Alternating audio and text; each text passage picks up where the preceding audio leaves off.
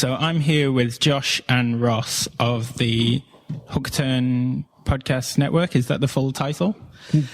Well, we just call it Hookturn, Okay. and we consider it a media label because we might branch out into things other than podcasts. And we're very grandiose. Yeah, why not? It's a media label. I'm Josh, by the way. And I'm Ross.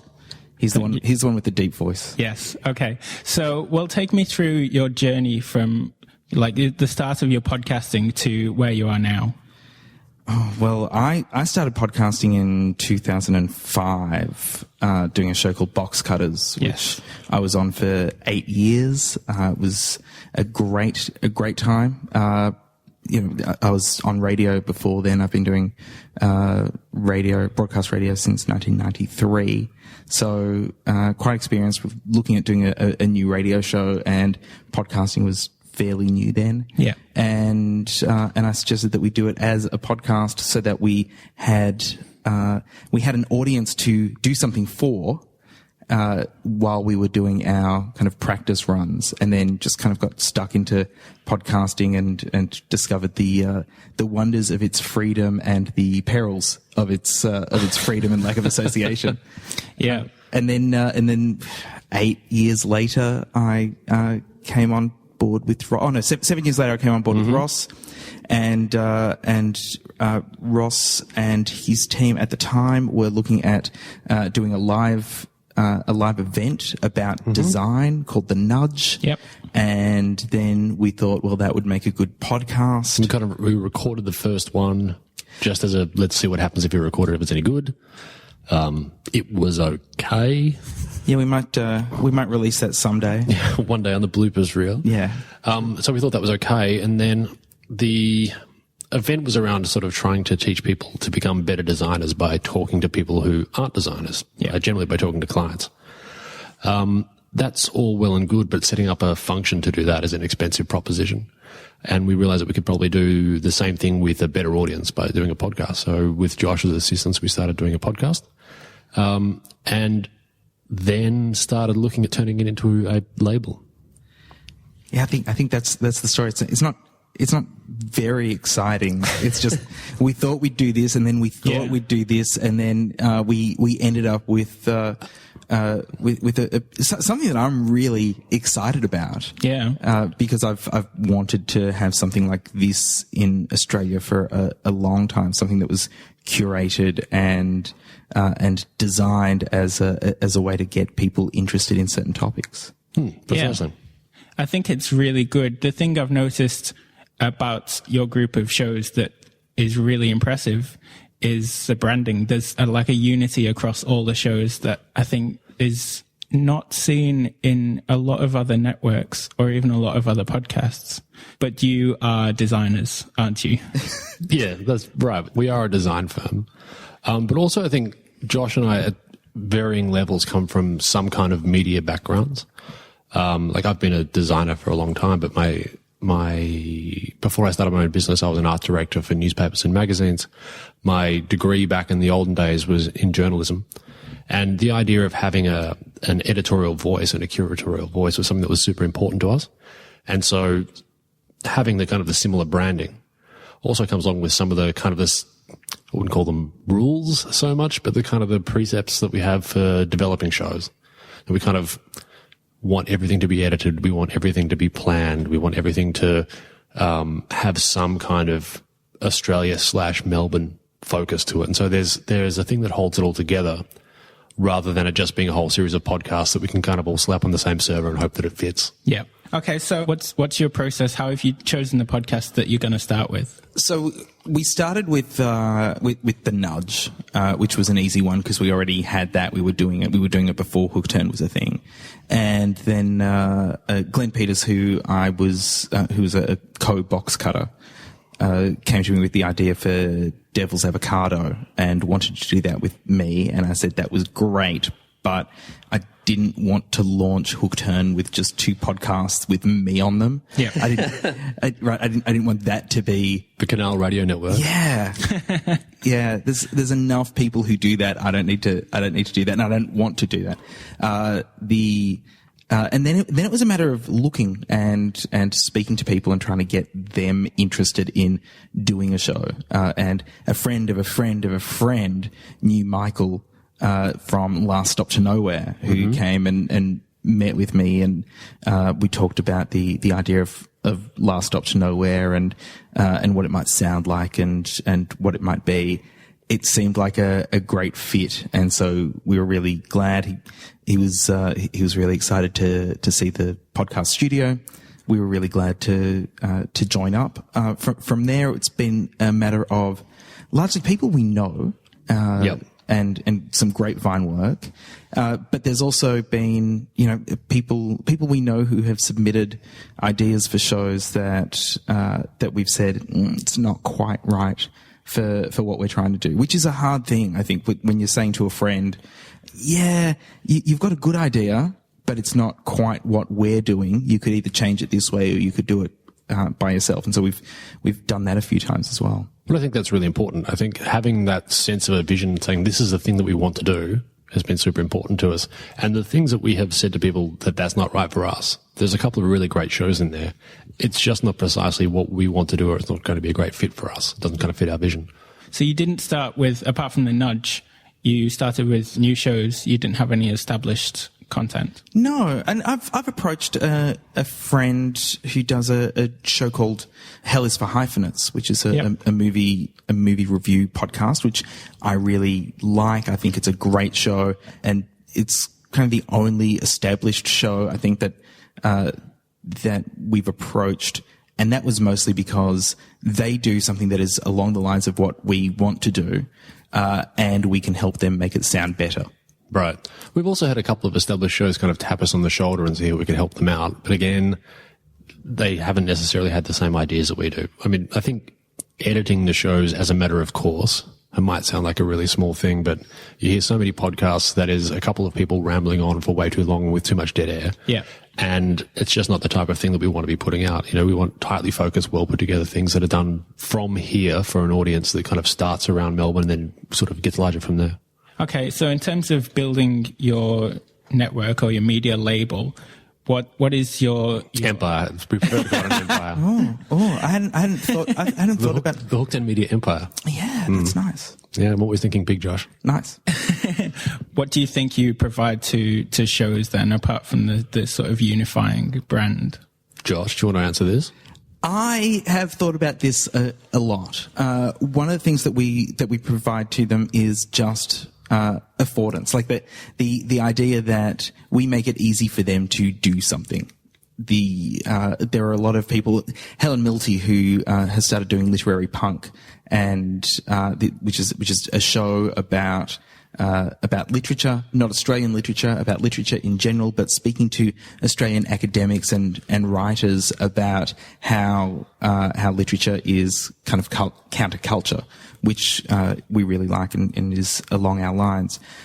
She wanted to do something but didn't know what she was going to do, didn't know how she was going to do it. So the mere fact that we have an established pattern set up, we have a studio set up, we have a website where it's really easy for it to be published from, and we have a team of listeners who like what we do, look for new things, and can come to it. I think that makes it a really easy journey for a brand new podcaster to come in and kind of get a bit of exposure, a bit of experience, and really understand what it is they're getting into as well. I think part of that has been the generosity that Josh especially has shown with his time. So as much as we talk about this as being our podcasting empire, a lot of the things that have come out of it have come from Josh's experience. And so Josh has been able to show people who have never done it before, or who have maybe done a little bit of community radio or something like that. Yeah. Here is the process for doing this. Here is from step one through to publication. How does this actually take place? Here's some templates for doing it. Away you go. I think that's been tremendously useful for people, specifically for Literary Punk.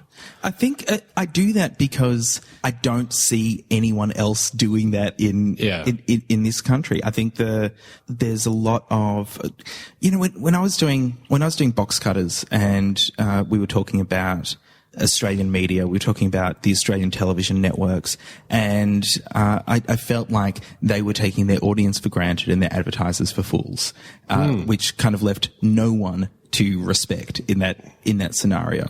And having worked in that side, in the production side of television as well, the idea that audiences need to be spoken down to, but also content producers just need to do what they're told and get on with it, doesn't actually lead to any sense of creativity with the work, and we don't end up with those fantastic accidents that other countries end up with. We don't end up with things like New Zealand had the Almighty Johnsons, things like that. And a little bit of a nudge in the right direction, will help people, just find their own feet. I don't think that, saying to someone, here's what it is and go ahead and do it and then not helping them at all is actually going to make anything better. Awesome. Well, I think you mentioned that it was you aim to try and make it easy for podcasters. I think the biggest challenge for podcasters is doing it on a regular basis, and the ever-looming threat of pod fade after 2 years when you're bored with it and you just can't be bothered showing up every week. So what's your plan to combat that? Oh, weekly podcasts are death. I did a weekly podcast for 8 years. I did 320 something episodes. It was ridiculous, and I was hating it towards the end. So we just, the most we have is fortnightly. Yeah, and I think that's one of the other things that we've done is to say to people, don't expect to do this all the time. Yeah. You should expect, well, what we do for the nudge, for argument's sake, is we do seasons. Yeah. All right, and so how many do we have in a season? 12, I think. 10 to 12. But we try and get 10 to 12 in the can, or get 4 in the can and then start releasing as we go, so that we make sure that they're out on a regular basis. But we don't create a rod for our own backs and say this must be done every single Tuesday night and be released every Wednesday, and that's all there is to it. Yeah. I think that we are starting shows down a particular path of saying that if you do 1 season or 2 seasons and that's the length of it, then that could still be a complete success. If you've said everything you need to say about a particular subject and the content's going to be evergreen, I don't see a problem with that. Yeah. Again, I look at the television model from other countries, shows like Nathan Barley, which was 1 season and 1 fantastic season that what we don't need any more of. Do something well, do it once, that's fine. Yep. One of the other things that we do is we provide people with some pretty fantastic ambient noise of motorcycles and trams going past. Well, I did podcasts for 8 years without that. And I think that's I don't know how you survived. I don't know. That's part of the fun. The difficulty of doing something every week is ridiculous. And why would you do that for a volunteer scenario? Yeah. One of the things that I want to do as well, and I've discussed this with Ross, and he's gone, okay, show me how you can afford it, is ideally, the people who make podcasts should get paid for the podcast that they put on our label. Yeah. It doesn't have to be a lot at first, but at Float, where we make this, there's a firm attitude that if someone's going to do work, they're going to get paid for it. Because getting paid gives you the opportunity as an employer to say, that's not very good, do it again. But it also gives an incentive for the person making it to do a little bit better, to make it worth everyone's while. Getting people involved, editing, producing, planning, the actual time spent recording, all of this is time that people are giving to make content. And I really believe that people should get paid for that. They're not at the moment, but hopefully we'll be able to get to that soon. But we are making it like bandits out of all this sweet podcasting money we're making. Yeah. Well, I did another Facebook campaign the other day. Oh, did you? Yeah, with $25. Not Hookturn's $25. Cool. My $25. Got some people who looked at our stuff. So, I think at the moment, the total amount of money that we've made from Hookturn is negative a lot. Yeah. Yes, it is. That's I was, just in a transparent balance sheet, it's negative a lot. But My bookkeeper asks about it a lot. yeah, why? Yeah, I get emails from her too. Yeah. Why is this? What is this? What is this money for? It's for a thing that's going to work one day. And that's the thing. This is a risk. Yeah. As well. We're taking a huge risk. Well, I'm not taking such a huge risk. It's mostly Ross's. And then every now and then I'll spend $25 on Facebook ads. I think the thing that you mentioned before, that you said, you wanted to have seasonal podcasts and you want to do fortnightly shows. I think I have to say that is genius. I was discussing with my co-host Josh just yesterday that Not we me. should do Different Josh. Right. we should do seasons, and we shouldn't worry about just doing it every week until you die. It's a lot of work. You're generally not making money out of it. I mean, look at professional sports. Professional sports don't commit to every single week. I mean, football has buys. I mean, they only go for a certain season. It's not as though you're playing every single week. It doesn't make any sense to do it that way. And certainly if you're getting paid as not at all Lee as you are in podcasting. That's the other thing I was going to say is we also encourage our podcasts to not do anything that is temporal. So one of the problems with doing box cutters was we were talking about television that was on that week, which gave us the urgency of getting it out as quickly as possible. With the Nudge, with Last Stop to Nowhere, Literary Punk, 2070, it was crazy. None of that is relevant to the time it's being recorded. The closest we have to anything that is newsworthy is Devil's Avocado. And what we've discovered with that is, because we're looking at big topics in general, they actually come back through the news in cycles. And so we can re-promote them to people to find out a little bit more background into things. Having that padding between when you're recording and when it needs to go out means that if our providers want to, they can record all their podcasts in 2 days for an entire season and then just submit them in a bunch. We can put them up on the web, schedule them for releases, and no one needs to think about it for another 5 months. So you mentioned there was the money element. You want to see your podcasters and yourselves get paid at some point. Do you think that's a likely proposition for podcasting in Australia? I think it's a difficult proposition. I think that Australia is an unusual media market in the world because it's very, very small. It speaks English and looks abroad for all of its material. We do that all the time. Could people get paid for it? If it's done well, yes. And if people are focused enough, yes. But is it going to be a lot of money? Probably not. I mean, the marketplace that I'm aware of in podcasting is kind of tech podcasting and that sort of thing. So I listen to some of the things on 5x5 and think about John Gruber's podcast and things like that. And those are very, very what's the correct word? They have very large audiences. And so they're able to sell a lot of advertising.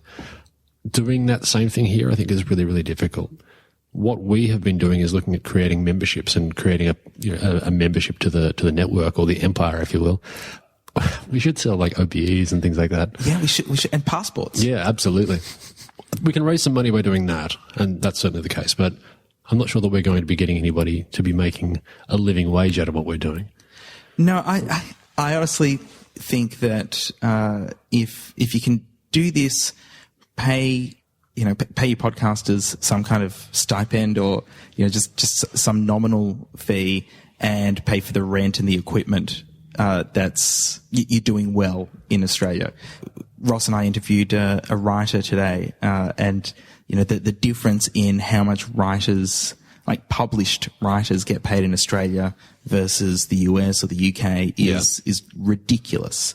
It is sometimes 1/50th the amount. We have to look at it in that perspective as well, and think, well, no one else in the world really gives a shit about what Australia thinks. Sorry, I don't know if you have an explicit tag on yours. Fine. Yeah. But no one cares. No one cares what Australia thinks or or who we are even in the rest of the world. We get excited when we're the butt of a joke on the John Oliver show. Like it's that's where we are in the world. They know that we exist. Yeah. It's so satisfying. Uh-huh. We're not nobody.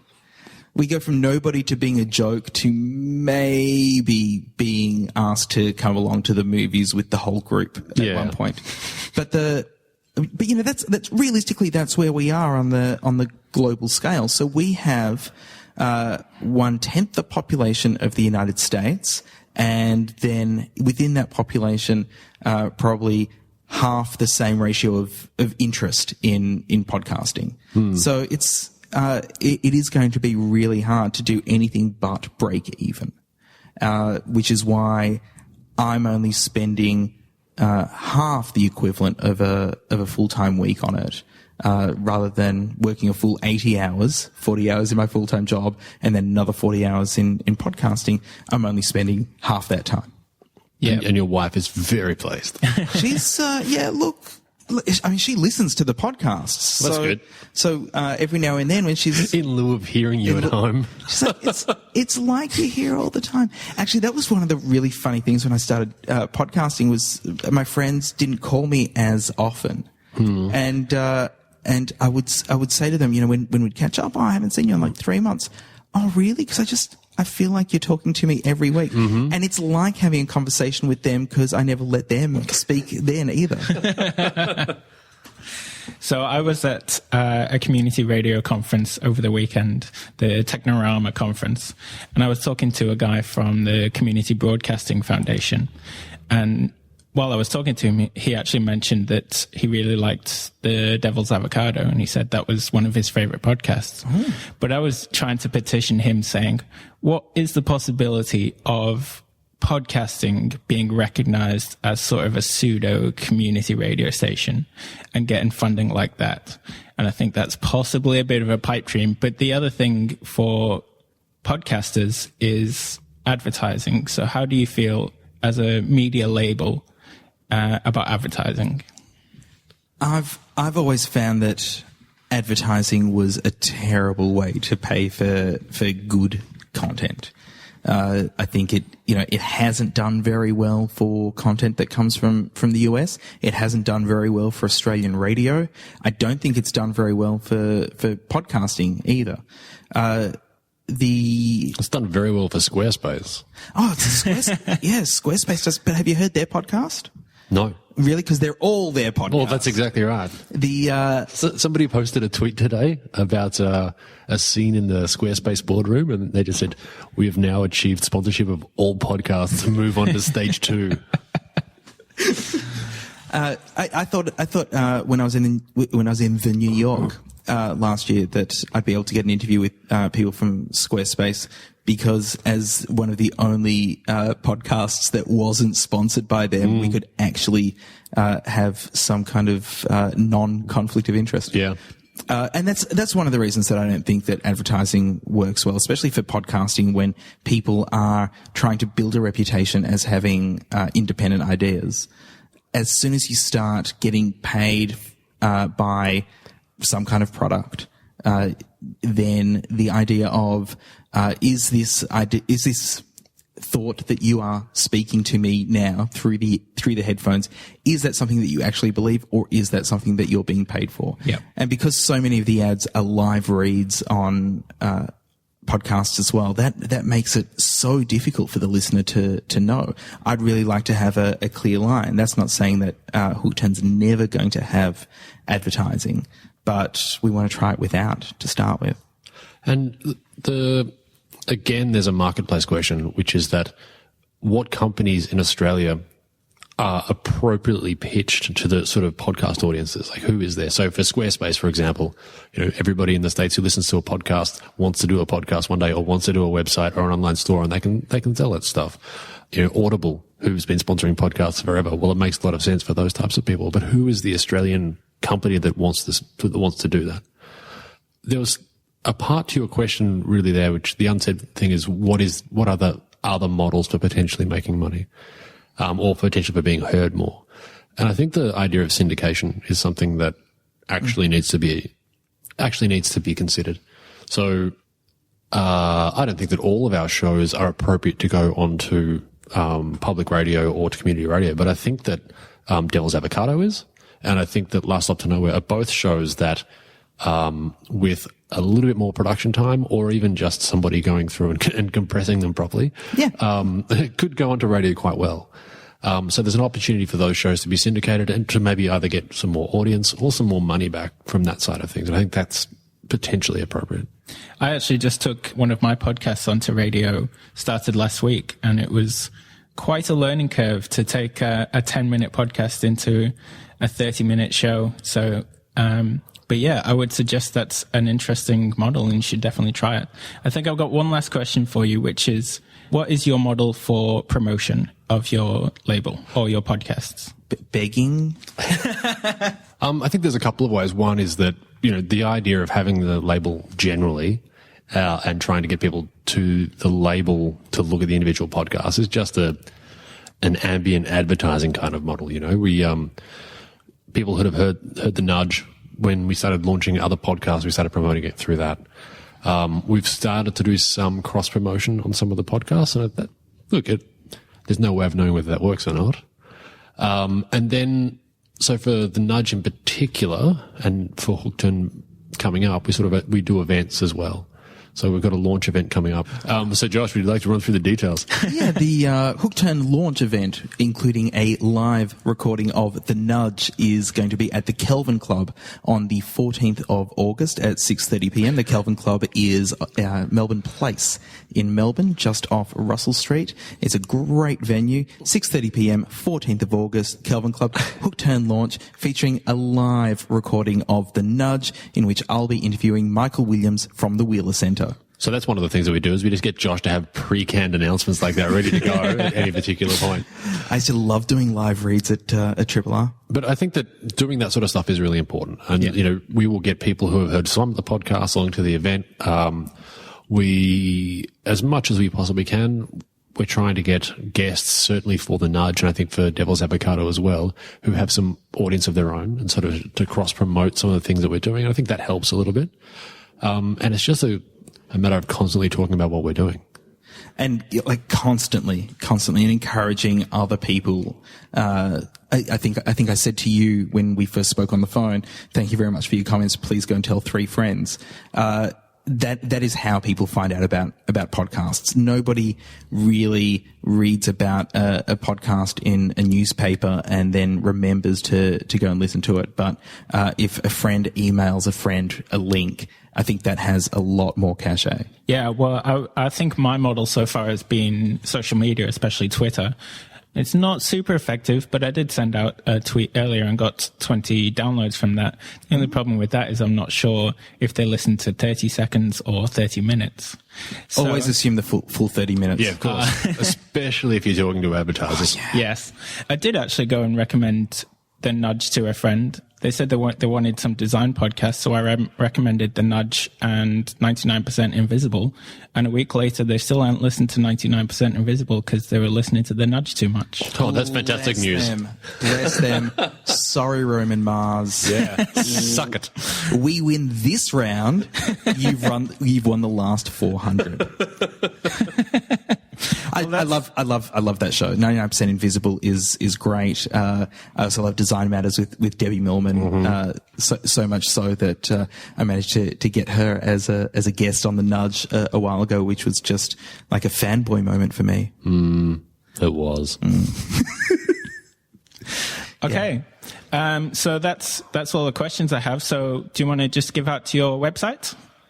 Oh, yeah. I should have done that with the launch information as well. Have. Damn it. I think the main URL is to go to hookturn.com.au. Yeah. All of the shows are listed from there. If you're interested in coming to the launch, go to hookturn.com.au/launch, and that should get you all the information that you need. Anything else you want to plug, Josh? Yeah, there's an RSVP link to Eventbrite there. I think now if you're in Australia and you search for Hookturn Podcast, it'll come up on the search term, that search engine, the one that people use. Yeah. DuckDuckGo. Oh, DuckDuck. Well, that's what I use. It's not It's not great. It's getting there. Awesome. Thanks a lot for talking to me, guys. Thank you very much. It's a pleasure.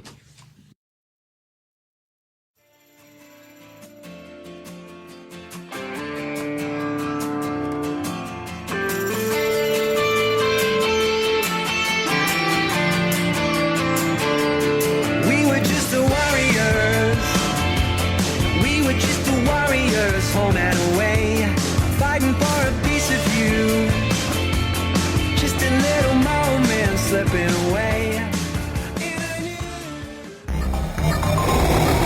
Listen to Australian podcasts. ozpodcasts.com.au